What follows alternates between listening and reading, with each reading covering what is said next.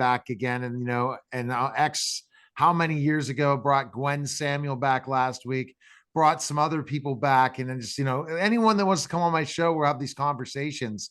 But Maggie Stevens, parenting expert coach, which is dead, in my opinion. We were talking to some people weeks ago about parenting, but Maggie, thanks for stopping by. I guess you were a regular on my show 13 plus years ago. It was not video, it was audio. It was on Blog Talk Radio. It was syndicated as well. We were going live real late at night and we talked parenting. And we thought that was the new age thing, right? Everyone was trying to be the best parent they could. And there was a lot of business. You, Bill Corbett, there was just tons of people really advocating to teach parents. And it seems like it's disappeared. It really does. It's really surprising to me the different questions I get. And usually it's from parents when they're in trouble. They've waited too long. They've got teenagers or even young adults, and they're running into all kinds of issues. And I think, gosh, this could have been solved so easily, a few years back. Exactly. And what happened?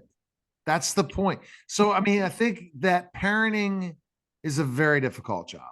And I wouldn't say I have become the best parent, and I'll flat out say that. But that's basically because you need a partner, and I didn't have a partner.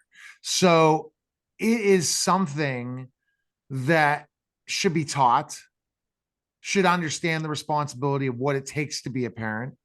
And I don't know if any country even looks at it as it should be a course from the beginning once we get them early, right when they're about to have kids.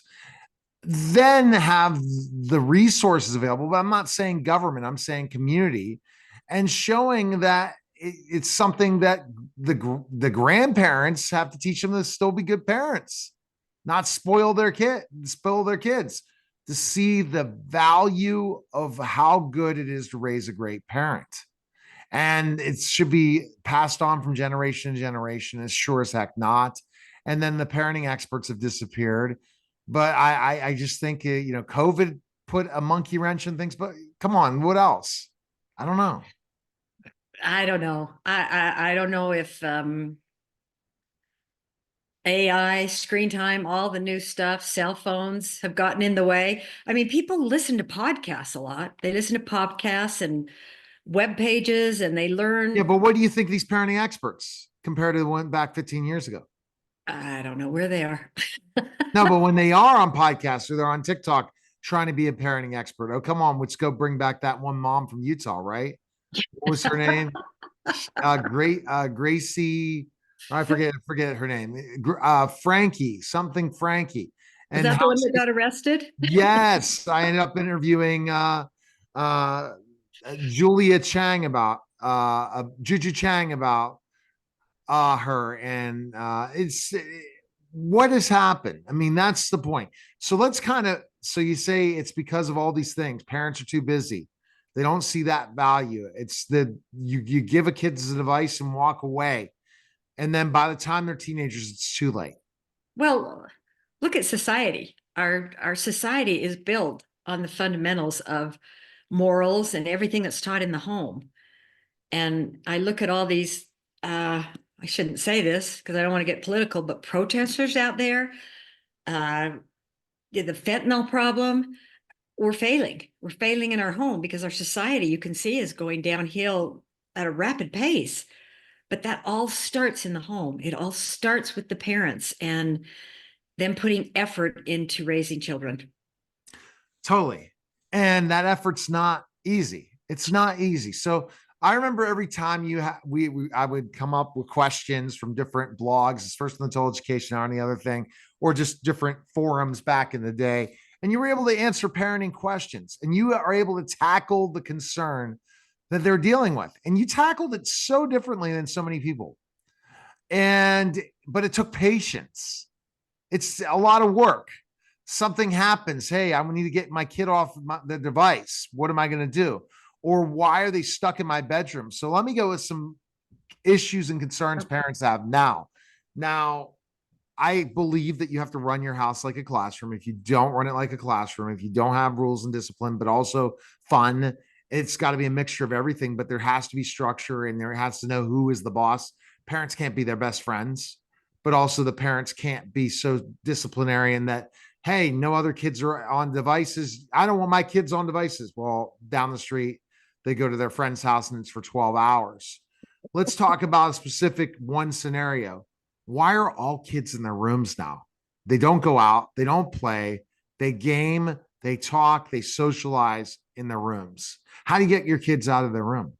It doesn't have to be that way. Doesn't have to be. It's this the fundamentals, the basic parenting fundamentals are still the same. Number one, you've got to have a safe haven in your home. You've got to have a place where your kids can come in, talk about their day, talk about their problems. I mean, you don't want them coming home, going into their room, getting on their devices.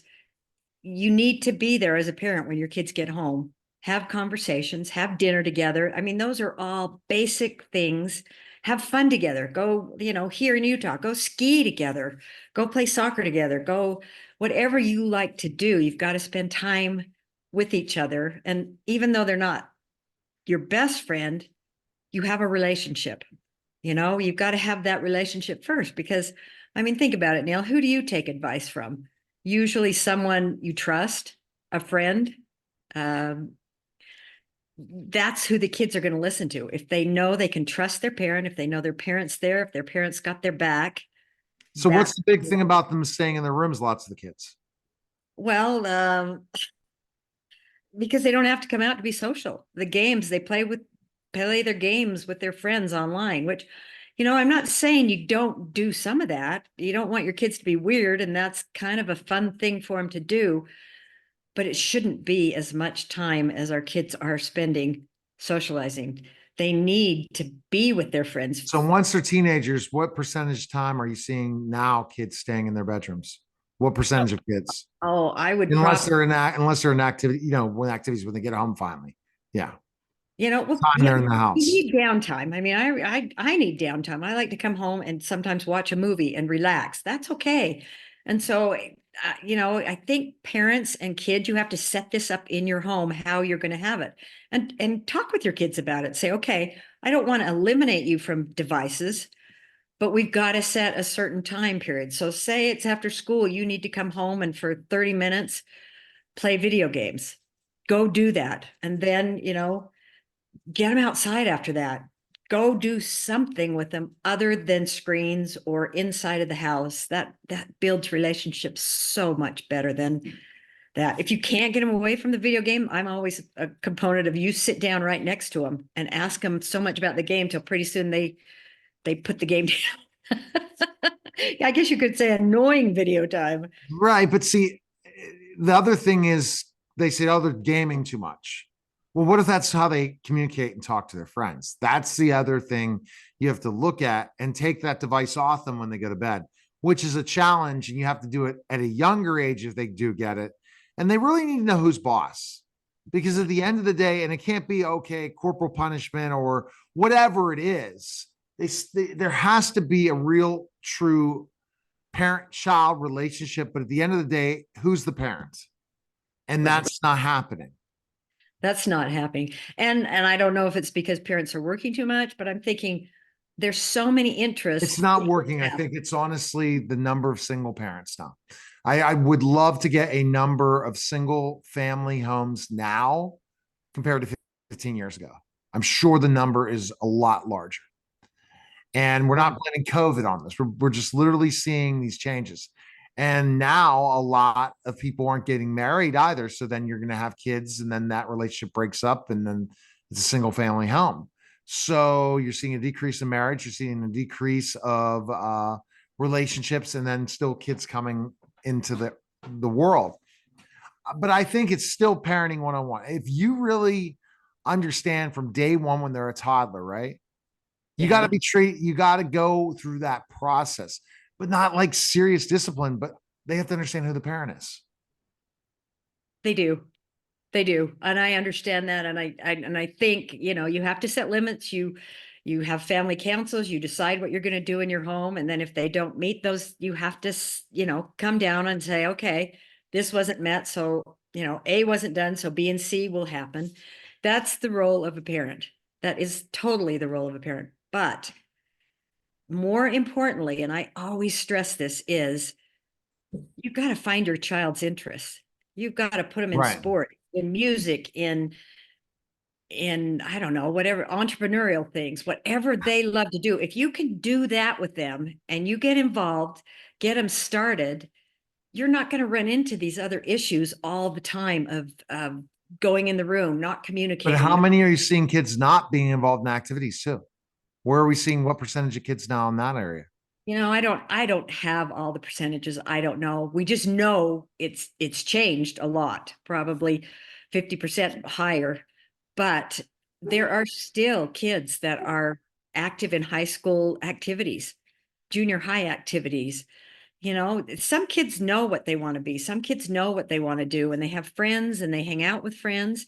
If you have a child that doesn't do that, it's your job as a parent to think, okay, I got to help him figure out what she's good at or what she likes to do, or Totally.